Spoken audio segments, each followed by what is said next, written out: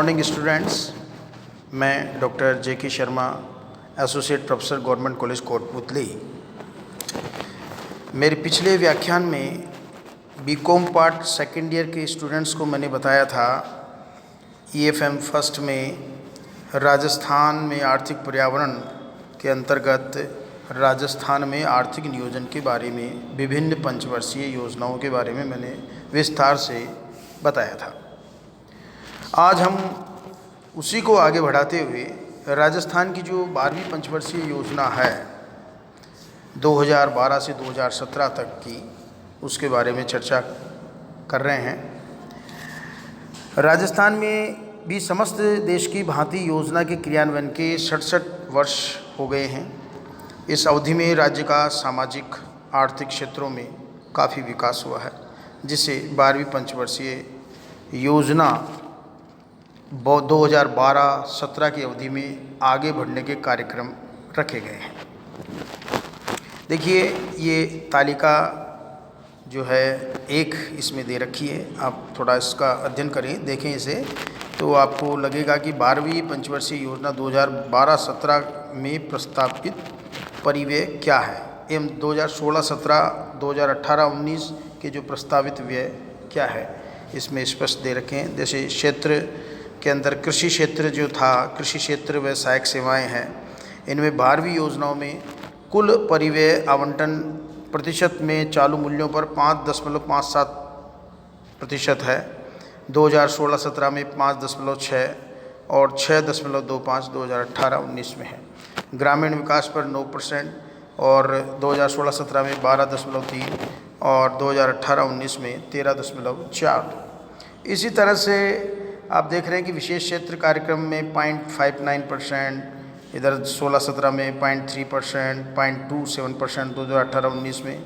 इस तरह से सिंचाई व बाढ़ नियंत्रण में 3.99, 2.3, 2.90, शक्ति के अंदर 36.92, 31.6, 25.08, उद्योग व खनन में 0.50, 0.5, 1.06। इस तरह से परिवहन में 5.28, 6.4, 6.12।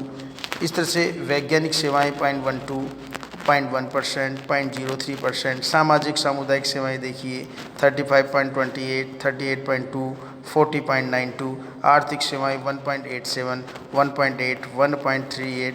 सामान्य सेवाएं 0.88, 0.8, 2.57। इस तरह से ये जो है इनका डिस्ट्रीब्यूशन प्रस्तावित जो व्यय है उसके बारे में बताया है। ठीक है, अब देखिए, इस तालिका को जब हम देखते हैं तो स्पष्ट होता है कि 12वीं पंचवर्षीय योजना में प्रस्तावित परिव्यय की सर्वोच्च राशि चालू मूल्यों पर लगभग 36.9% शक्ति के विकास के लिए निर्धारित की गई थी, जबकि दूसरा स्थान सामाजिक व सामुदायिक सेवाओं को 35.3% दिया गया। इस प्रकार प्रस्तावित परिव्यय का लगभग 72% यानी कि 3/4 से कुछ कम इन दो क्षेत्रों पर रखा गया, जिससे क्रमशः आर्थिक व सामाजिक आधार ढांचे के सुदृढ़ीकरण में मदद मिलती है। पूर्व योजनाओं में भी इन दोनों क्षेत्रों का ही परिव्यय में ऊंचा स्थान रहा था।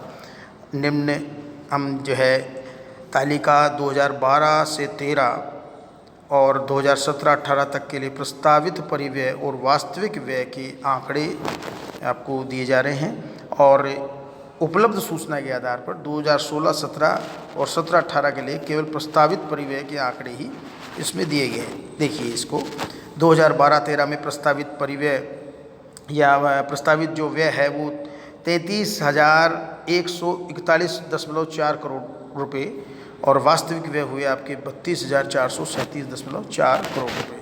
इस तरह से 2013-14 में 40,139 करोड़ और वास्तविक व्यय जो हुए आपके 39,576.5 करोड़। इसी तरह से 2014-15 में 69,820.1 करोड़ और 54,794.22 करोड़ आपके वास्तविक व्यय हुए, यानी कि 71,405.8 करोड़ 2015-16 में और 1,02,493.6 करोड़ रुपये वास्तविक व्यय हुए, यानी कि प्रस्तावित व्यय से अधिक हुए। इस तरह से 2016-17 में भी 99,693 करोड़ 0.3 करोड़ रुपए हुए और 88,925.0 करोड़ यानी कि 88,925 करोड़ रुपए खर्च हुए वास्तविक व्यय।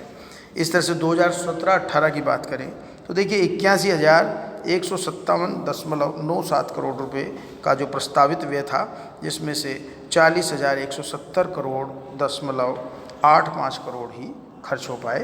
तो कहने का अर्थ ये है, अब ये जो 40,170.85 करोड़ का जो है ये अंतिम व्यय दिसंबर 2017 तक का ही लिया गया है, आगे का इसमें नहीं लिया गया था।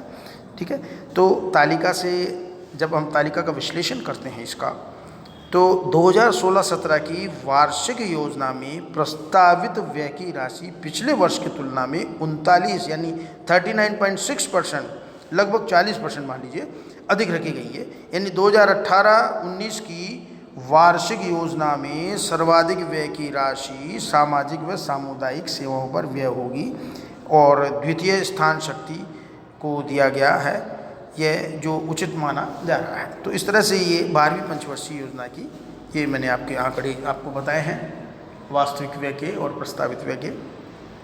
अब बात आती है कि योजना की प्राथमिकताएं क्या थी। तो देखिए, योजना की जो प्राथमिकताएं हैं उसमें समावेशी व समता मूलक समाज का निर्माण करना रहा है, लोगों को दीर्घ स्वस्थ सृजनात्मक जीवन जीने और अभाव कम करने के लिए वातावरण प्रदान करने का लक्ष्य रखा गया, लोगों की क्षमताओं के विस्तार के लिए अवसर उपलब्ध कराए जाएंगे। इसी तरह से खाद्य सुरक्षा, सुरक्षित पेयजल व प्रत्येक नागरिक को आश्रय की सुविधा प्रदान करने की बात इसमें कही गई। फार्म उत्पादकता बढ़ाना व फसल पशुधन संचित उत्पादन प्रणाली के माध्यम से आमदनी बढ़ाना, ये भी इसमें प्राथमिकता में रखा गया। समाज के कमजोर वर्गों, विशेषतया अनुसूचित जाति, अनुसूचित जनजाति, अल्पसंख्यक वर्ग व स्त्रियों में सशक्तिकरण की दिशा में प्रयास करना भी एक इसकी प्राथमिकता रही। इसी तरह से शिक्षा व प्रशिक्षण के माध्यम से मानवीय संसाधनों का विकास करने पर जोर दिया गया। इसी तरह से दक्षता विकास के जरिए जीविकोपार्जन, लिवलीहुड को सृजन करना भी इसमें रखा गया। नैसर्गिक और जो सांस्कृतिक विरासत की जो दस्तकारियाँ और पर्यटन है उसको प्रोत्साहन के जरिए उसकी रक्षा करने का लक्ष्य भी इसमें रखा गया। शहरी शासन में सुधार व शहरी आधार ढांचे के आधुनिकीकरण पर ध्यान देना भी रखा गया। सड़कों, शक्ति, उद्योग आदि के लिए सुस्थिर आधार ढांचे का विकास करना रखा गया। पंचायती राज प्रणाली को सुदृढ़ करके ग्रामीण क्षेत्रों का विकास करना इसमें रखा गया प्राथमिकता में। इस तरह से इसकी प्राथमिकताओं में सेवाओं को प्रदान करने में सेवाओं को प्रदान करने में सुधार करना भी रखा गया। इस तरह से आम आदमी का सशक्तिकरण करना, आम आदमी को मजबूत करना, सेवाओं की डिलीवरी की गारंटी देकर पारदर्शी ट्रांसपेरेंट जो है एडमिनिस्ट्रेशन की व्यवस्था कर आगे बढ़ाने का लक्ष्य भी इसमें रखा गया। यानी इन प्राथमिकताओं के आधार पर विभिन्न क्षेत्रों में विकास के कार्यक्रम संचालित किए जाएंगे। तो ये प्राथमिकताएं तय की गई। और राज्य की 12वीं योजना के सामाजिक आर्थिक मॉनिटरेबल लक्ष्य इस प्रकार भी रखे गए, जैसे शिशु मृत्यु दर, आपकी मातृ मृत्यु दर 1 लाख जन्म पर 200 का रखने का लक्ष्य रखा गया। कुल फर्टिलिटी दर 2.5 रखा गया। 0 से 3 वर्ष की आयु में कुपोषण का प्रतिशत 25.3, 0 से 6 वर्ष में लिंग अनुपात 912, कुल साक्षरता का प्रतिशत 79.57। ये सारे के सारे जो 12वीं योजना के विभिन्न लक्ष्य रखे गए। यानी 12वीं योजना में विभिन्न सामाजिक सूचकों में काफ़ी सुधार की आशा व्यक्त की गई। ठीक है, तो इस तरह से 12वीं पंचवर्षीय योजना के बारे में ये सारी की सारी तथ्य मैंने आपको बताए हैं। और इससे हमारे राजस्थान का आर्थिक विकास होने की पूरी संभावना रही। इन लक्ष्यों के आधार पर ही हमने तय किया कि यदि ये लक्ष्य हम समय रहते प्राप्त कर लेते हैं तो इकोनॉमिक डेवलपमेंट राजस्थान का संभव है। थैंक यू, धन्यवाद।